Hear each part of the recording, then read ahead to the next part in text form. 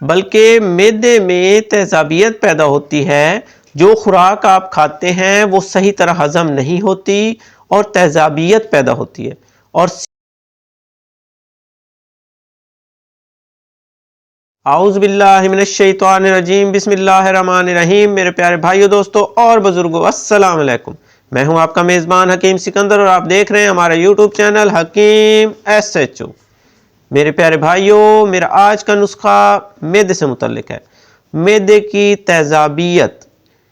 جن لوگوں کا معدہ صحیح کام نہیں کرتا، بھوک تو لگتی ہے لیکن معدے میں خوراک ہضم نہیں ہوتی، معدہ اس خوراک کو جزو بدن نہیں بناتا، بلکہ معدے میں تیزابیت پیدا ہوتی ہے۔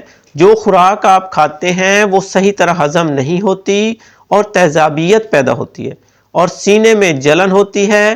اگر اس کا علاج نہ کیا جائے تو یہ بیماری بڑھ کر معدے کا السر ہو سکتا ہے، جو پھر جلدی ٹھیک نہیں ہوتا اور مریض کمزور اور نڈھال ہو جاتا ہے۔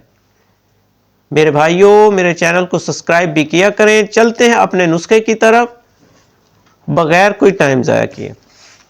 نسخے کا ٹاپک ہے معدہ کی تیزابیت۔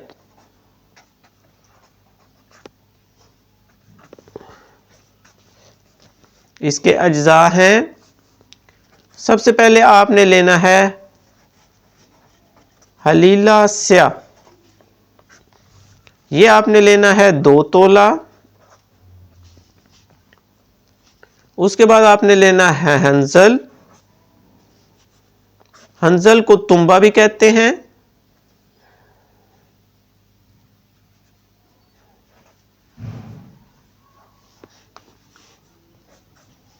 یہ آپ نے لینا ہے 1 تولہ۔ اور نمبر 3 پہ آپ نے لینا ہے کشتہ فولاد، یہ بھی آپ نے اچھی کمپنی کا لینا ہے 1 تولہ۔ بس جی، یہ اس نسخہ کے اجزاء ہیں۔ میرے بھائیوں، یہ نسخہ استعمال کرنے سے جو آپ کے معدے میں تیزابیت ہوتی ہے اس کو یہ مکمل طور پر ختم کر دے گا۔ تمام یہ چیزیں جو ہیں، اس کو بنانے کا طریقہ جو اس کا ہے، ان چیزوں کو باری باری باریک کر کے پاؤڈر بنا کر اکٹھا کر لیں۔ اب اس میں آپ حسب توفیق تھوڑا سا اگر پانی، شہد ہے تو بہتر ہے، نہیں تو پانی ڈال کر چنے کے برابر گولیاں بنا لیں۔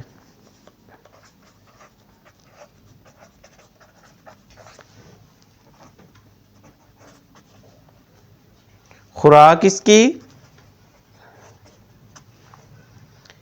1 گولی رات کو کھانے کے بعد ہمراہ پانی لیں۔ میرے بھائیوں، 1 ہفتے کے استعمال سے انشاءاللہ آپ کا معدہ جو ہے اس میں تیزابیت نہیں بنے گی، یہ بالکل صحیح کام کرے گا۔ اور 2 سے 3 ہفتے آپ اس کو لگاتار استعمال کریں گے تو معدے کی کوئی بیماری انشاءاللہ اللہ نے چاہا تو نہیں رہے گی۔ اس کے ساتھ ہی اب میں اجازت چاہتا ہوں، اپنی دعاؤں میں یاد رکھیے۔ اللہ حافظ۔